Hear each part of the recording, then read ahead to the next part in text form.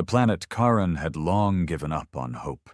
Its skies, once bright with twin moons, were now scorched by ash storms and the constant hum of orbital slavers circling overhead like vultures. For decades, its people had been nothing more than property, beaten, branded, and broken. The Eldari Empire had crushed every uprising, every whisper of rebellion, with fire and silence.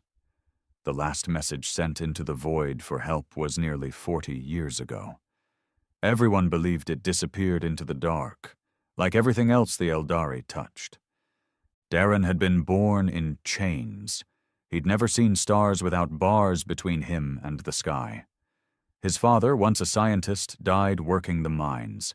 His mother, a healer, was taken by an overseer after refusing to let a child die unattended. Darren had no family, no freedom, and no faith left. The only thing he had was anger, a deep, simmering hate that kept him moving, kept him from breaking like the others. He spent his days hauling metal through the acid fields, and his nights in a rusted-out shelter beneath the ruins of an old Terran relay station, the one that supposedly tried to reach Earth. The elders said it was a myth. Earth had forgotten them, abandoned them. Darren believed it too, or told himself he did, until the sky changed. It happened on a night like any other. Bitter cold, smoke-stung winds, the stench of fear hanging in the air. Darren was curled on the ground after a shift that nearly killed him, his arms trembling, his lungs raw. Then came the sound. A low, rumbling growl that wasn't thunder. It came from above, deep and layered, like the roar of a beast that had slept for too long. Others heard it too. They stumbled out of their huts, eyes wide, mouths agape. Even the overseers looked confused. Then came the light, a tearing ripple across the black sky, blue and searing. It didn't blink. It didn't flash. It cut through the darkness like a wound in the heavens. A ship. No, a fleet. Not Eldari. These ships were black and sharp-edged, scarred by war, and they moved like predators. They didn't come in with banners or speeches. They came in with weapons hot. The first blast hit the slaver compound near the eastern ridge. Darren watched in stunned silence as towers turned to fire, as overseers screamed into radios that stopped working mid-word. Anti-air batteries fired, but the ships danced through them like they were laughing. And then, something impossible. A voice crackled through the ruins of the old Terran relay station. Garbled, damaged, but undeniably human. "This is Earth Command. All Charon-born civilians are under our protection. Stand by for extraction and retaliation. You are no longer alone." Darren dropped to his knees, his body shaking not from exhaustion but from something he hadn't felt in years. Hope. He didn't cry. Not yet. There wasn't time. Sirens wailed. Guards panicked. Some prisoners tried to run, others hid. Darren stood. He didn't know what he was about to do. All he knew was this: he wasn't going to die a slave, not anymore. He grabbed a broken pipe from the ground. Around him, others began to move too. One man picked up a rusted shovel. A woman broke a chain off the wall and wrapped it around her fists. The fear that had kept them quiet all these years, it cracked like the sky had. And from that crack, something had broken free. Not just ships, not just soldiers, but humanity. The air was thick with the stench of burning metal and blood. Darren's legs moved on instinct, not direction. He sprinted through the choking dust clouds as the slave compound erupted in chaos. Eldari soldiers barked orders in that sharp, cold language of theirs. Gunfire cracked from the walls. Drones zipped through the sky, scanning, locking on, firing blindly into the smoke. But it was too late. Order was a ghost now. He ducked behind a stack of scavenged alloy panels as a drone passed overhead, its sensor beam cutting through the ash like a blade. It missed him by inches. Another boom rocked the ground as Earth's fighters strafed the compound again, fire pouring down like rain from hell. The sky wasn't the sky anymore. It was war. Behind him, a girl screamed. He turned. A young woman, maybe 17, was trapped beneath a collapsed scaffold, her leg pinned by a beam. An overseer drone was closing in, its claws extending. Darren didn't think. He charged it from the side, pipe raised. The first swing bounced off the drone's carapace with a loud clang. It turned on him, laser cutter flashing to life, but he was already moving. He ducked low, rolled under its sweep, and jammed the pipe into the joint beneath its left optic. It sparked, shrieked, and spun in a dying whirl before crashing into the dirt beside the girl. She looked at him with wide eyes. You're... Don't talk, he growled, grabbing the beam. Push with me, now! They heaved. Muscles screamed, backs arched. The metal gave way just enough for her to drag herself free, biting down on a sob. Her leg was mangled, but she was alive. Darren tore a strip from his shirt and tied it tight around her thigh. Get to the old fuel tanks. Hide inside them. If the human soldiers find you first, you'll be safe. If not... He paused. Fight. She nodded, tears streaking down her face. What about you? I'm not hiding. He rose and turned towards the central tower, the Overseer's command post. If he was going to die, he wanted it to count. But he wasn't alone anymore. Around him, others were rising, a dozen, then 24. Men, women, old, young, it didn't matter. Slaves who had once been shadows now stood with blood on their hands and rage in their hearts. Some carried tools, others makeshift blades. One old man dragged a broken fence post like it was a war banner. They followed Darren. For the first time in his life, he was leading something. The march to the tower wasn't fast. Eldari forces were still dug in, and their rifles still cut men down like wheat. But they weren't prepared for this. Slaves refusing to run, refusing to kneel. For every one of Darren's people that fell, 2 more surged forward, shrieking war cries no one had heard in decades. And then the humans landed. 3 dropships, sleek and black, punched through the sky like meteors. They hit the ground outside the compound, their bay doors flung open even before the dust settled. The soldiers that emerged weren't like the polished, perfect warriors the Eldari had paraded in their propaganda. These men were rough, scarred, armored in matte gray exosuits, each one carrying weapons that looked older than the Empire itself. But there was a fire behind their visors. They moved with brutal precision, cutting down enemy squads in seconds. One of them saw Darren and nodded once, acknowledging him not as a victim, but as a comrade. The humans split into 2 squads. One advanced toward the barracks, clearing out Eldari snipers. The other flanked the central tower, using grenade bursts and shock mines to scatter defenders. Darren didn't stop. He hit the tower's gate with a stolen rifle in hand, flanked by 2 teenage boys and a limping older man with nothing but a sharpened shovel. Inside, the Overseer captain, a towering Eldari in obsidian armor, waited with a shock baton and 3 guards.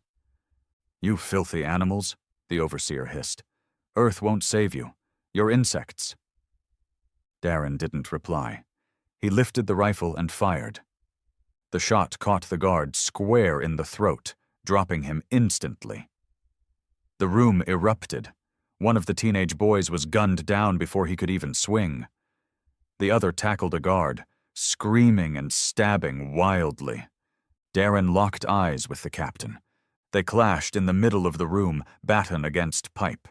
The Eldari was stronger, faster, trained to kill. He broke Darren's pipe in two and slammed the butt of his weapon into Darren's stomach, sending him sprawling. "You think this changes anything?" the Overseer snarled, standing over him. "We own this galaxy. You're nothing." Darren spat blood. "Then why are you bleeding?" The captain glanced down. Too late. The old man's shovel had been rammed into his side, slipping between armor plates. He screamed and turned, backhanding the old man across the room. But the distraction was enough. Darren surged up with the broken half of his pipe and drove it into the Overseer's throat. The alien gurgled, fell, and twitched once before going still. The silence that followed was thunderous. Outside, cheers echoed across the compound. More Earth ships were landing. More fires burned. The Eldari command network was collapsing, their signals cut, their air support gone. The humans were pushing through the outer camps now, their weapons shredding slave barricades. But only to reach them, not to hurt them. The people of Karen weren't prisoners anymore. They were survivors. A soldier approached Darren, his armor scratched, his rifle slung casually over his shoulder. His voice was deep, steady, and carried that calm only killers ever had. "You the one who started this mess?" Darren wiped blood from his mouth. "Guess so." The soldier offered a hand. "Name's Briggs. Earth Recovery Division. We're here to wipe the slate clean." Darren didn't take the hand. He looked around at the rubble, the bodies, the smoke. "Why now?" he asked. "Why after all this time?" Briggs didn't flinch. "Because someone finally heard your signal, and some people on Earth still give a damn." Darren stared at him for a long time. Then he took the hand. Not as a slave. Not as a victim. As a man, they walked out of the tower together, past the wounded, the dead, and the rising. The humans were handing out supplies, real food, medical kits, water. The people of Karen stared at them like they were ghosts. A woman approached Darren. She had a baby in her arms and blood on her face, but her voice was calm.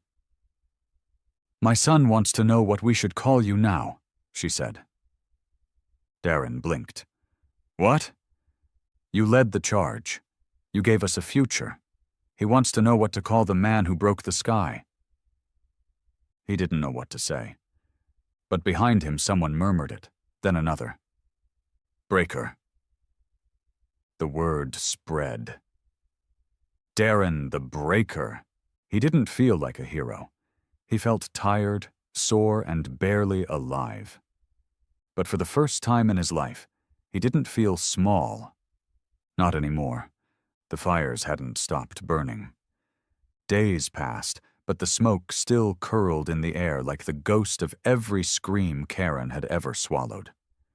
What was left of the slave compound had become a triage zone. Makeshift tents, rows of stretchers, the constant drone of med scanners. This was what liberation looked like. Darren didn't sleep. He couldn't. Every time he closed his eyes, he saw the girl pinned beneath the beam. The boy shot before his blade even reached the guard.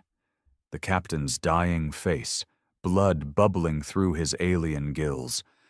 All of it lived inside his skull now, and silence only made the memories louder.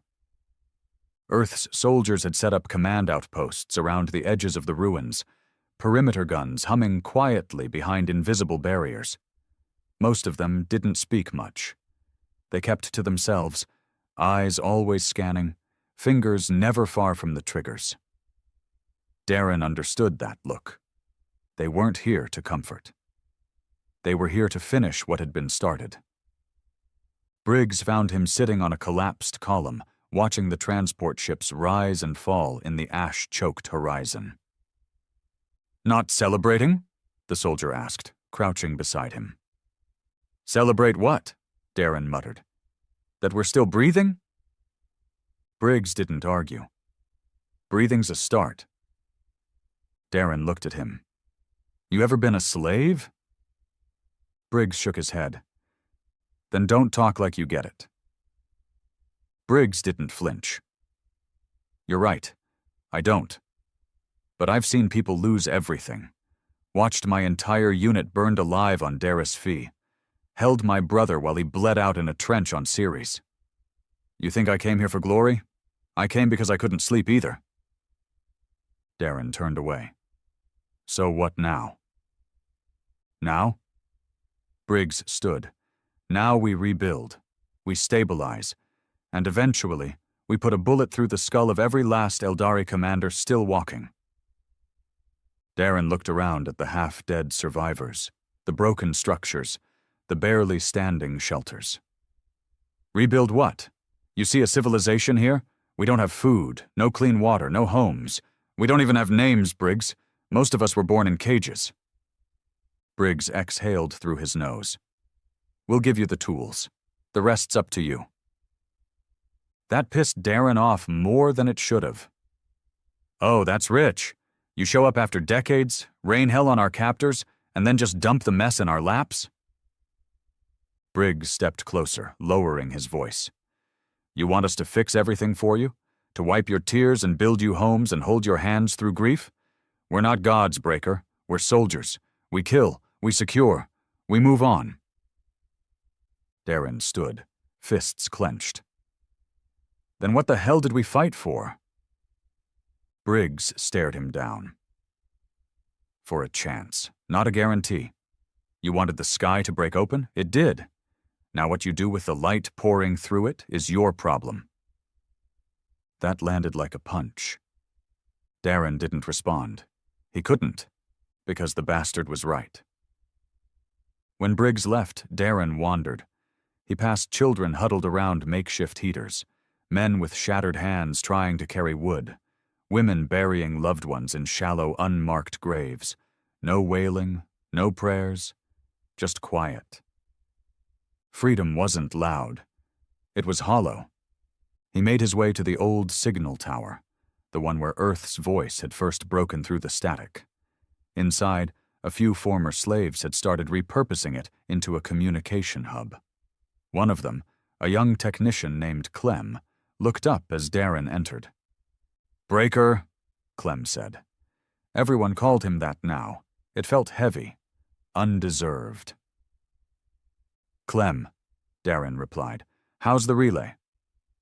Functional enough, he said, wiping sweat from his brow. Earth Command is monitoring the channel now. They're sending another supply drop next week. Darren looked at the rusted console. Any word on the rest of the planet? Clem hesitated. You sure you want to hear it? Darren nodded. 3 other compounds were hit during the liberation wave. 2 are secured. One was already gone by the time the fleet got there. Slaughtered. Every last one. Darren closed his eyes. Rage swelled, but it had nowhere to go. What about the Eldari? They've pulled back, for now. Intel says they're regrouping off-world, licking wounds, but they'll be back. You know that, right? Darren nodded slowly. Yeah, I know. He left the tower with 1,000 thoughts gnawing at his spine. He didn't know where his feet were taking him until he found himself standing in front of the burn pit. They'd started it to deal with the corpses. Eldari bodies, drones, some humans too, collateral damage from the fight. The flames had turned into a permanent fixture now, always fed, always devouring. Smoke curled upward like a permanent scar against the sky. He stared at the fire for a long time. Then someone beside him spoke. My son died in that tower. Darren turned. It was the old man with the shovel, the one who helped kill the overseer. His face was lined with grief but steady, as if sorrow had become just another weight to carry. He wanted to fight, the man continued. Said he'd rather die than kneel one more day, and he did, died on his feet. You gave him that. Darren looked away. I gave him a grave. The old man shook his head. Number, you gave him a choice. None of us had that before. Darren didn't know how to respond. He didn't feel like a leader, not a hero, just a guy who was too angry to stay quiet. That night, he sat outside the tower alone. The stars were clearer now. For the first time in years, the orbital smog was gone. The moons hung silently in the distance, glowing like bruised eyes. He wondered if Earth still looked up and saw the same stars. Eventually, Briggs returned. He dropped a datapad in Darren's lap.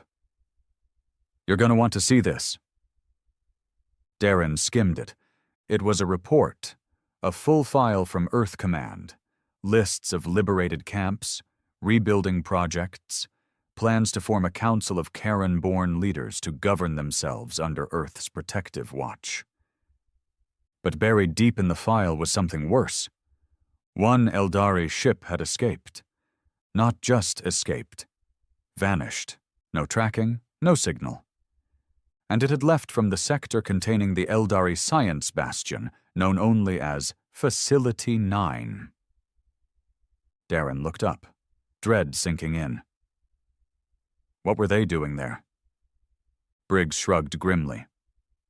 Rumors say experimentation, bioweapons, brainwashing. They used prisoners as test subjects. Darren's chest went cold. He knew that name.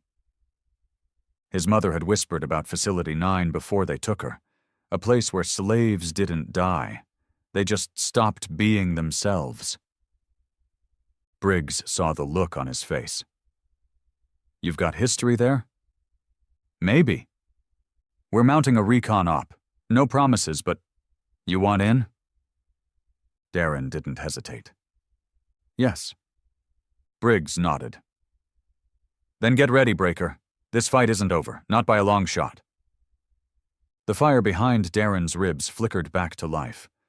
Cold, focused, ready. Because breaking the sky was just the beginning.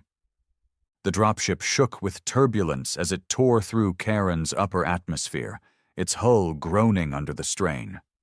Darren sat strapped in with 6 Earth soldiers, their visors down, weapons cradled in mechanical arms. Beside him, Briggs checked his HUD, eyes scanning through a digital fog of encrypted chatter. Facility 9. Even the name tasted like rust. Darren didn't know what they'd find there, but his gut told him it wasn't going to be corpses or empty labs. The Eldari didn't run, not unless they had something worth protecting. 2 minutes, Briggs announced. The lights in the bay dimmed to red. Everyone checked weapons again. Darren held a plasma blade now, standard issue, Earth military surplus. The weight felt foreign in his hands, but it was better than a pipe. Last chance to back out, Briggs said, half joking. Darren didn't even blink. Let's get it done. The hatch opened with a shriek of air pressure. Beneath them stretched the black zone, once a fertile stretch of land, now a rotting scar. The soil was charred. Trees looked like twisted wire sculptures. Facility 9 sat in the center like a tumor, squat and gray, with spires of surveillance tech jutting into the sky like needles. The team dropped fast and low, landing in a silent clearing behind a shattered wall of concrete. They moved in formation, rifles sweeping, helmets scanning for life signs. But the place was dead. No guards, no drones, just wind and dust. Too quiet, Briggs muttered. They breached the front gate with a coded spike, the heavy doors creaking inward. The stench hit them instantly. Chemical rot, burned flesh, the smell of things that weren't meant to be smelled. Inside, the walls were stained with something black and sticky. Lights flickered overhead. A trail of blood, old, dried, snaked along the floor deeper into the facility. Darren felt something cold crawl down his spine. They moved in tight formation, boots crunching over glass and bone. Room after room passed, abandoned labs, surgical bays, observation windows shattered by force. In one chamber, restraints were torn from metal slabs, bent outward, like something had escaped. "Jesus," one soldier whispered. Briggs stopped at a sealed bulkhead. "This is it, Central Research Archive." He keyed in the override. The door groaned open. Inside, the walls were lined with pods. Stasis tubes. Dozens of them. Most were empty, glass shattered, contents gone. But one near the far wall still glowed faintly. Something was inside. Darren stepped forward, heart hammering. A woman. Her body floated in thick fluid, wires burrowed into her skin. She looked human, except her eyes were open, glowing faintly gold. Her mouth moved slightly, like she was whispering something no one could hear. Clem's voice echoed in Darren's head. They didn't just kill people. They rewrote them. Briggs examined the console. Still active, stasis integrity holding. Says her name was Lyra. Was? Darren asked. Briggs hesitated. Records list her as deceased. Darren stared at the woman. She wasn't dead. She wasn't alive. She was held, caught between two states by machines too cruel to shut down. Suddenly, the power surged. Alarms shrieked to life. "Containment breach detected," a robotic voice blared. Red lights flared as steel shutters slammed over doors. "Ambush!" one soldier shouted. From the vents above they came, slim, hairless creatures moving like spiders. Not Eldari, not human. Twisted things with half-melted faces and bone-blade arms. Lab-born nightmares. The firefight exploded. Briggs and his men opened fire, cutting down the first wave, but more poured in. Darren grabbed a fallen rifle and backed against the pod. One of the creatures lunged at him. He fired point blank, the recoil almost breaking his wrist. Blood splattered across the pod. Lyra's eyes flared bright gold. The pod hissed. "Get back," Briggs yelled. But it was too late. The stasis chamber blew open, fluid cascading across the floor. The woman collapsed forward into Darren's arms, gasping like someone drowning in air. Her eyes locked on his. And in that second, he heard her. Not words, thoughts. So much pain. "Help me." Darren stumbled, his mind ringing with noise that wasn't his own.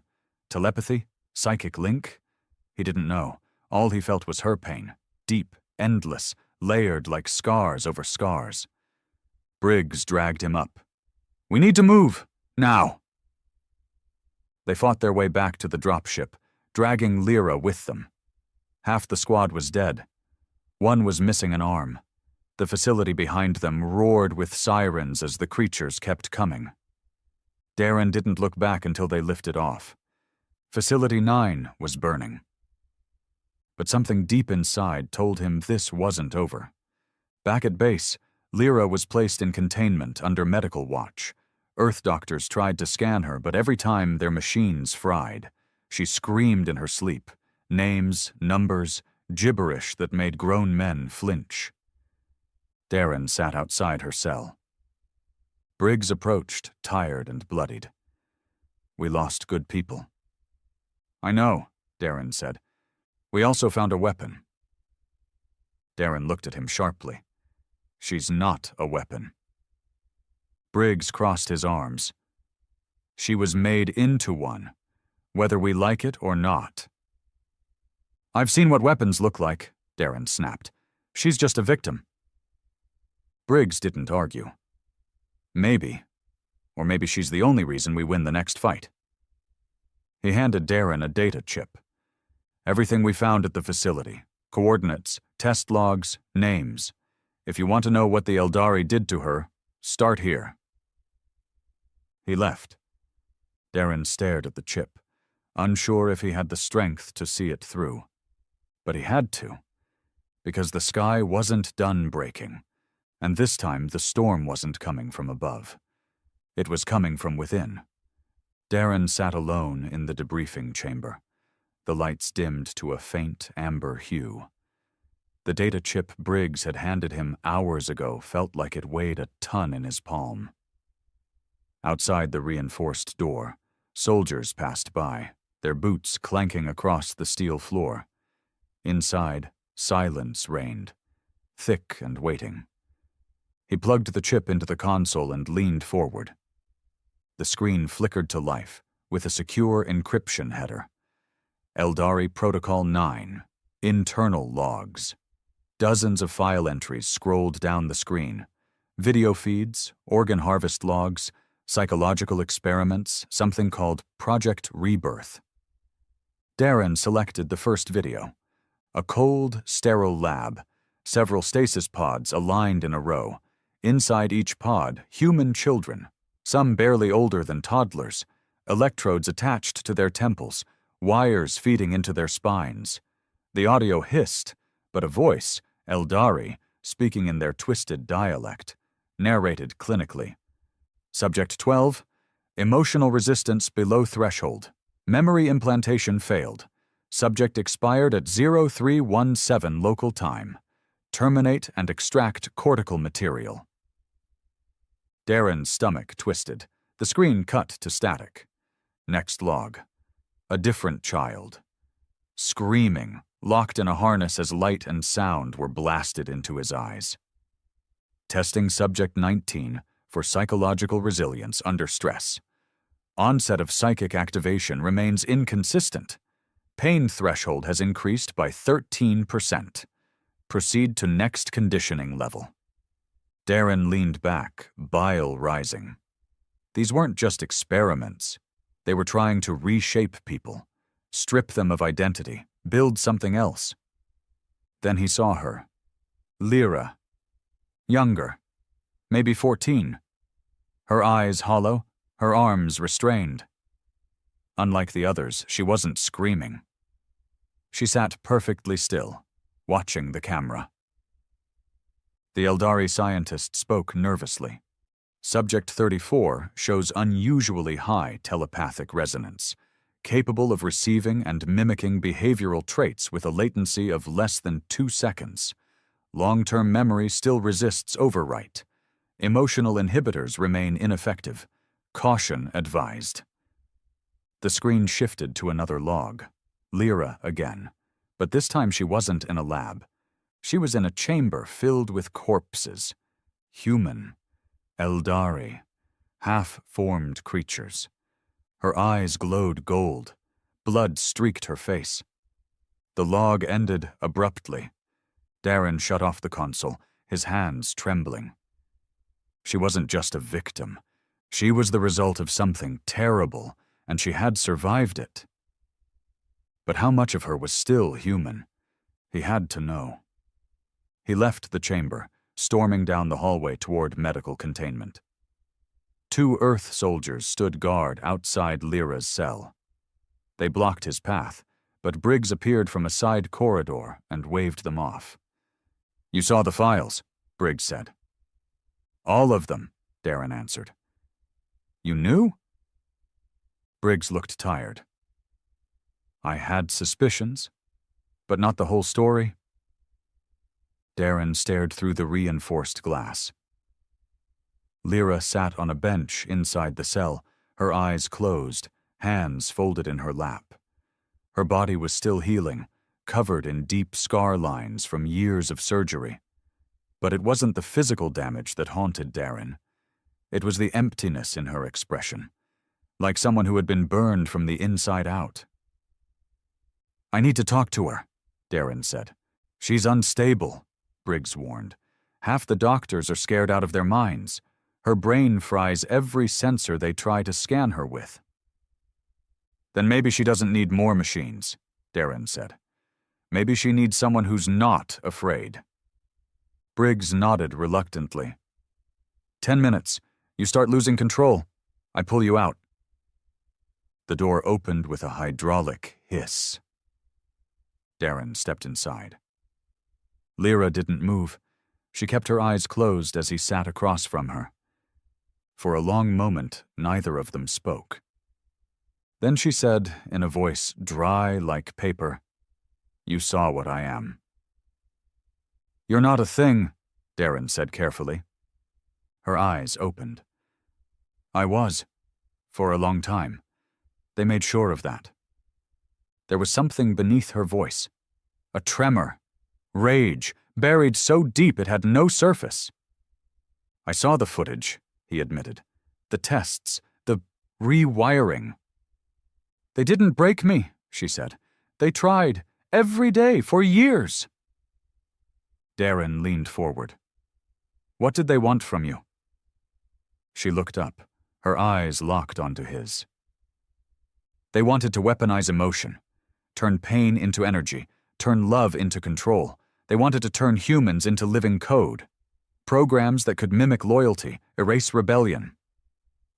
Her lip trembled. "They failed." "With most, but with me." She swallowed. "I think they almost succeeded." Darren said nothing. Let her talk. "I still hear them sometimes," she whispered. "The scientists, their voices, their commands. I can feel when someone's lying to me. I can read fear like a language. And sometimes I want to hurt." She gripped the bench so tightly her knuckles turned white. "I didn't ask to survive," she said. "I just didn't know how to die." Darren sat beside her. "I know what they did. But I also saw what you did back there. You didn't lash out. You didn't run. You came with us." She nodded slowly. "Because I hoped maybe someone would treat me like a person again." He looked at her. "I'm not afraid of you." Her eyes searched his face. Then, slowly, for the first time, something shifted. A crack in the armor. Tears welled up, but didn't fall. She turned away. "You shouldn't be here," she said softly. "I'm not safe." Darren stood. "Neither is anyone else. But that doesn't mean you don't belong." As he turned to leave, she said, "They'll come for me. The Eldari, they'll want me back." "I know," Darren said. "Let them try." He walked out, past the guards, past Briggs, past the cold stairs. The next day, a council meeting was held. Earth officers, survivor representatives, militia leaders. Darren stood before them, the chip in his hand. He told them what Facility 9 really was. He told them about Lyra, about the failed experiments, about the living weapons the Eldari were building, not just soldiers, but infiltrators, people who looked human, sounded human, but were programmed to destroy from within. And he told them the truth. "They weren't trying to win a war," Darren said. "They were trying to erase us. And we're not just fighting for territory anymore. We're fighting for the right to remember who we are." The room fell silent. Then someone clapped. Another joined in, and soon the entire room stood in silent agreement. The war wasn't over, but the purpose was clear now. Humanity had broken the sky. Now they had to burn what lurked beneath it. The War Council splintered the moment Lyra's name came up. Arguments erupted. Voices rose like gunfire, accusations flying across the makeshift war room. Some commanders demanded she be put down. A sleeper weapon, an Eldari experiment, a ticking bomb. Others argued she could be their greatest asset. Darren stood at the center of it all, eyes burning as the room tore itself apart. "She's not a monster," he snapped, voice cutting through the noise. "She's a victim of what they did to all of us. If she had any intention of hurting us, we'd already be dead." A bald officer with a scar across his jaw slammed a fist on the table. You don't know what she's capable of. You saw the footage. She tore apart an entire lab with her mind." "She was a child when they did that," Darren shouted back. "What would you have done?" Briggs leaned forward, arms crossed. His voice was calm, but sharp as broken glass. "It's not about what she did, Darren. It's about what happens next. If the Eldari send forces back for her, what do we do? Hand her over? Let them flatten this outpost to take her back?" "No one's handing her over," Darren growled. "Not while I'm breathing." Silence followed. He looked around the room, at the tired, desperate faces of survivors who had bled and buried too many already. "You all want a reason to fight," he said. "A purpose beyond just surviving? She is that reason. What they did to her, they're still doing to others. Facility 9 wasn't the only one. She's proof. Proof of how far they'll go to unmake us." He paused. "You want to win this war? Then stop being afraid of what they built and start fighting for who they tried to erase." It was a hard silence this time, but no one argued. The meeting ended with a split decision. Lyra would remain in protective custody under Darren's supervision until further analysis of her capabilities. Any sign of aggression and command would intervene. It wasn't a victory, but it was enough. The days that followed were tense. The compound bristled with armed patrols. Drones hummed above. Survivors trained with Earth soldiers, turning grief into discipline. Darren trained with them too. He needed to stay sharp, needed to be more than just a symbol. But his mind always wandered back to her. Lyra. He visited her every day. Sometimes they talked, sometimes they sat in silence. Once, he brought her a tattered novel from a scavenged box of Earth relics, Frankenstein. She read it cover to cover in one night. "I understand the monster," she said softly the next day. "But I don't think I hate the creator enough." Darren didn't know what to say. One night, the alarms screamed. Darren bolted upright from his cot, grabbing his rifle before the lights even flickered red. He sprinted through the corridors as soldiers barked orders. People scattered. Children cried. Then a blast shook the western wall. He reached the command deck just as Briggs arrived. "Status? Unidentified contact. One Eldari dropship breached our outer perimeter. No full assault, just one ship. No gunfire yet. It landed outside the crater pass." Darren's blood went cold. "They came for her." Briggs nodded grimly. "We expected this." Darren didn't wait for permission. He turned and ran toward the containment wing. He found her already standing at the glass when he arrived, fully dressed, calm. "They're here," she said. "How do you know?"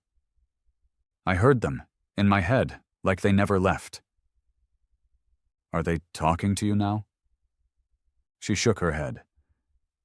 "Number they're listening." Darren opened the door and stepped inside. "We have to move you." She didn't move. "They won't stop. You know that, right? No matter where you take me." "Then we make our stand here." She looked at him. "I'm not sure you understand what I can do." Darren stepped closer. "I don't care." He reached out, slowly, and to his surprise, she took his hand. "Xo?" They moved her to the underground core, Earth's most secure bunker on Karan. Only authorized personnel allowed, no signals in, no signals out. She didn't protest. Outside, the camp fortified. Turrets armed. Scouts watched the crater for movement. But the Eldari didn't attack. They sent a message. A drone hovered just outside range, projecting an image into the sky above the compound. An Eldari officer, face pale and inhuman, speaking in a universal dialect. "You are harboring Subject 34. She is property of the Eldari sovereign mind. You have 72 hours to release her or face full planetary cleansing. No bluff, no negotiation, just extermination. Darren stood beneath the projection, fists clenched. Beside him, Lyra watched silently. Then she turned to him. "If they get me," she said, "they'll use me to find others. I can feel it. There are more like me. Buried, hidden, sleeping. If they reawaken me, I'll lead them straight to the rest." "You're not going anywhere," Darren said. "We fight." She looked up at the stars. They don't care about death the way we do. That's what makes them dangerous. But it's also what makes us harder to break.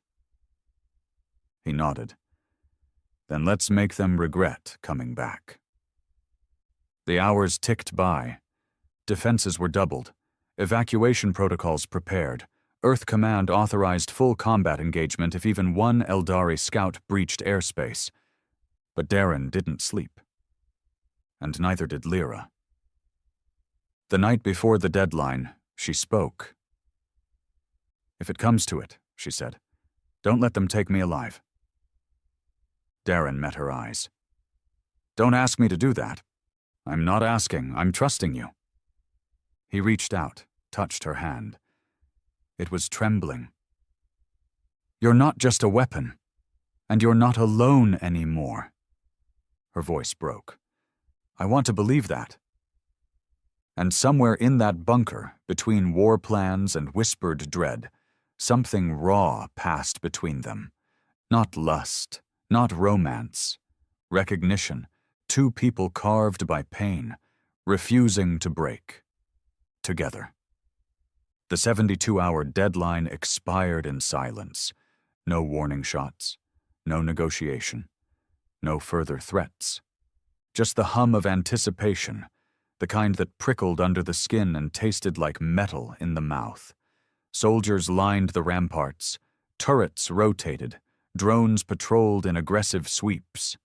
Everyone waited. Darren stood on the main watchtower, staring toward the crater pass where the Eldari dropship had landed days ago. A line of shadow danced across the horizon.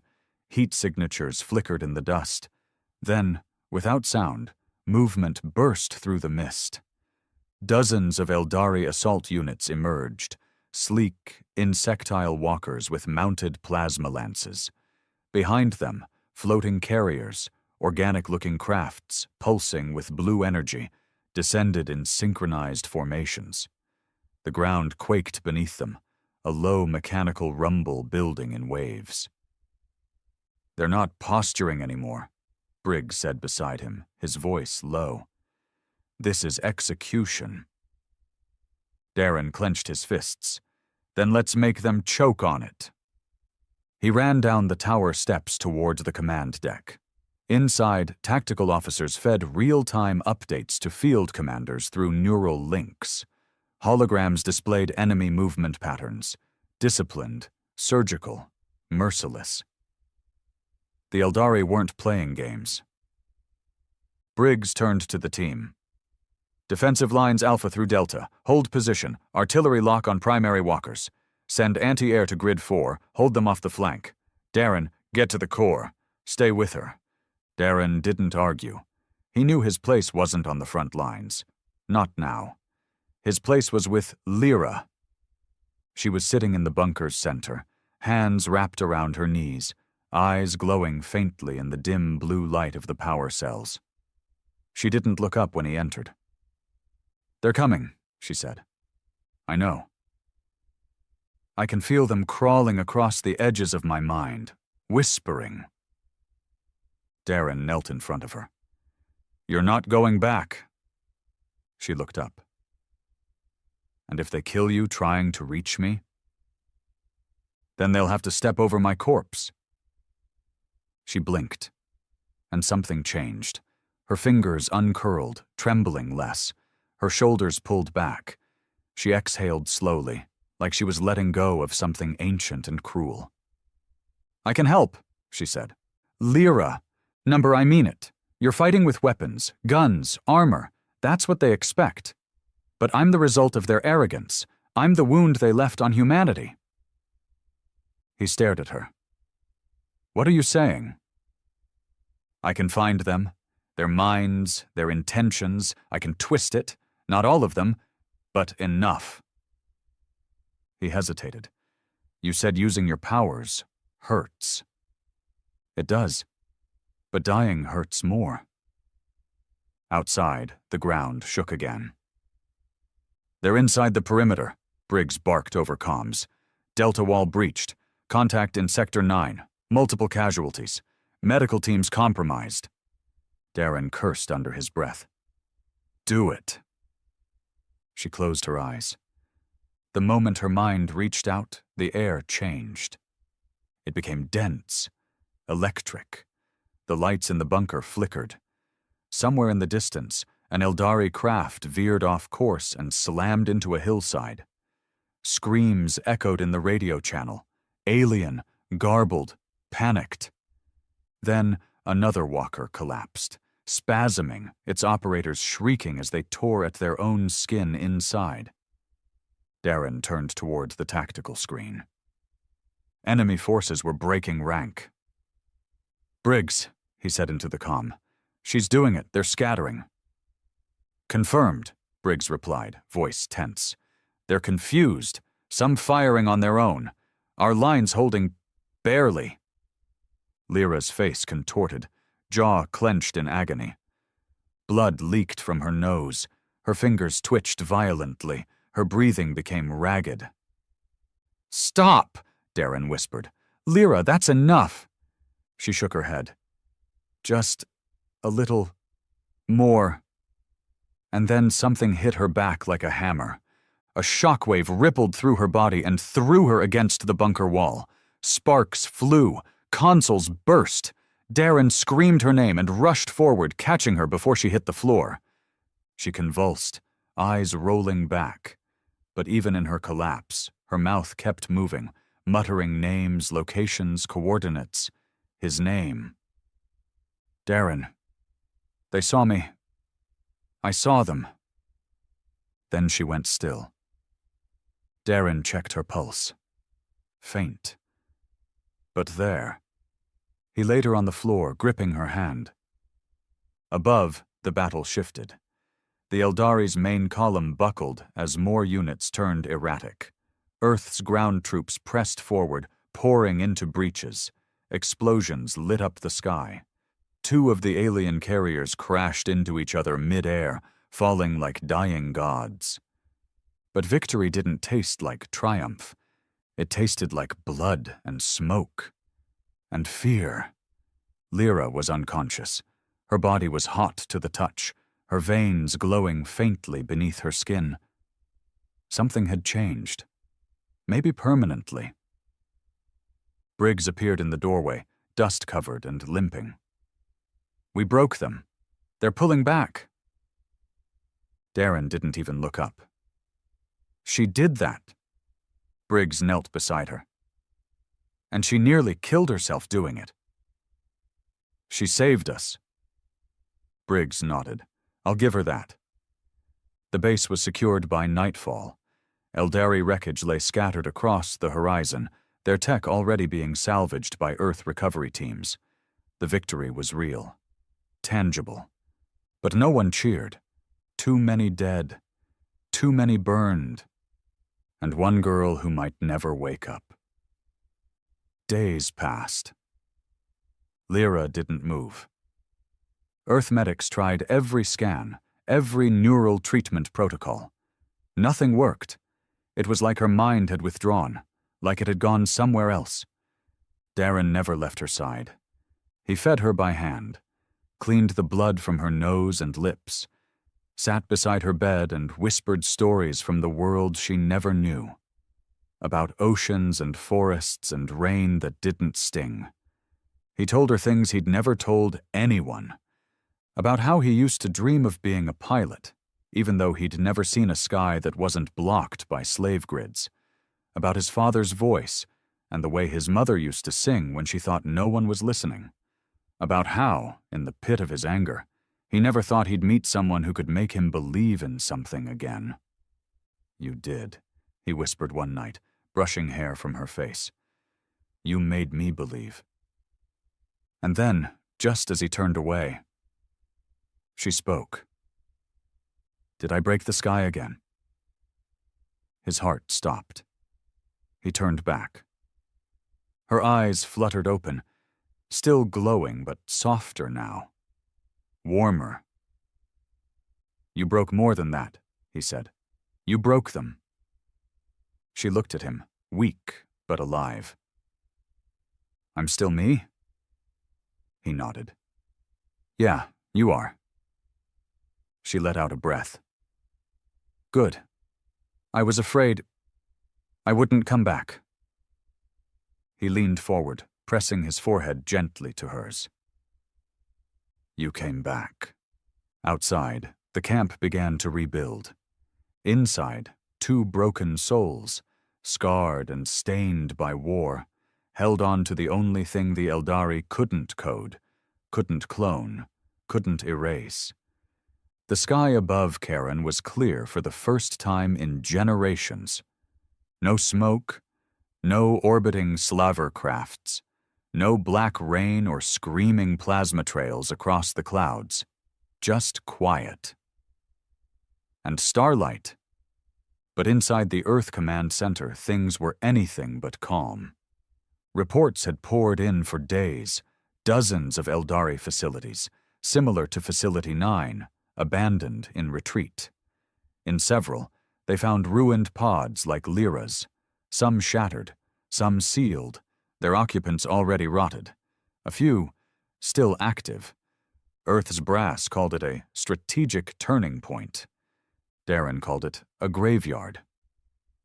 He sat at the edge of the tactical debrief room, arms crossed as the new Earth general paced across the floor. A tall, crisp-voiced man named Mercer, who had clearly never spilled blood that didn't come from a paper cut. These enhanced subjects must be categorized immediately. We need centralized containment, behavioral analysis, and offensive modeling. Subject 34 proves the strategic viability. She disrupted an entire assault unit without firing a shot. She nearly died, Darren said sharply. Mercer barely blinked. And yet she didn't, which makes her more valuable than ever. She's not a blueprint. She's an asset, Mercer snapped. And the sooner you get used to that, the better. Earth is considering full deployment authorization of the Reclaimers project. We need results. Darren stood. She's not your project. She's a person. Mercer smiled coldly. People are unpredictable. Weapons obey. Before Darren could respond, Briggs intervened. Enough, he said, stepping between them. Darren, walk with me. Darren hesitated, then stormed out. Briggs caught up as they reached the corridor. He's not wrong, you know. Earth's going to want something for all the lives we lost here. They didn't come for a rescue. They came for control. And what did you think war was? Briggs said. A cause? A clean line between right and wrong? It's always been about who gets to call the shots after the smoke clears. Darren stopped walking. What about her? Briggs didn't answer, because they both knew. The next move Earth made would define Lyra's life forever. That night, Darren found her sitting near the old comms relay, the one that once cried into space for help no one answered. The facility around it was half buried in ash, but the signal tower still stood. She sat at its base, legs crossed, staring up at the stars. You're supposed to be in recovery, he said. She smiled slightly. I got tired of sleeping. He sat beside her, wrapping his coat around them both. They're talking about turning you into a weapon again, he said quietly. I know. They won't ask this time. They'll just take. I won't let them, she said. But if I run, if I vanish, they'll call me rogue, dangerous. The next time I use my powers, they'll come to stop me. He was quiet. Then she whispered, I don't want to hide. I want to choose." He turned to her. "Then choose." Lyra looked at him, tears in her eyes. "I choose us." The next morning, the camp was in motion. Troops rotating out, civilians organizing into districts, Earth's ships loading equipment, personnel, and, quietly, prepping a security team to escort Lyra off-world for stabilization. She never showed, because by then, she and Darren were already gone. They didn't take a ship. They took a crawler, a slow, underground-optimized transport once used for mining, covered in dust, armed with only a pulse cannon and rigged with stolen terrain cloakers. They vanished into the outer wastes, far from Earth's calm reach. And they weren't alone. Over the next month, dozens of people joined them. Runaways, survivors, those who didn't trust Earth's smiling officers and clean promises, those who remembered what it meant to be hunted and wanted something different now. They built slowly, carefully. No walls, no fences, just signals, coded messages broadcast into the night, a beacon for the forgotten. Darren called it the fringe. Lyra called it the choice. And it grew, because deep inside every survivor was a seed no Eldari experiment could erase. Defiance. A year passed. Karen stabilized under Earth governance, but not without tension. Rumors of psychic deviance spread. Lyra's name was erased from reports, classified as a destabilizing myth. Darren was labeled missing in action. The fringe was considered a ghost story, but the signal never stopped. And somewhere beyond the grid, under a broken sky lit by 1,000,000 unfiltered stars, a woman who had once been labeled Subject 34 stood before a gathering of children born free. Her voice rang clear. "You don't owe the galaxy your silence or your obedience. You owe yourselves your story." In the crowd, Darren stood at the edge, arms crossed, watching her with pride. They'd tried to bury her, tried to cage her, tried to use her, but she'd broken the sky open. And now, through the cracks, something brighter was growing. Humanity. Real. Raw. And finally, free.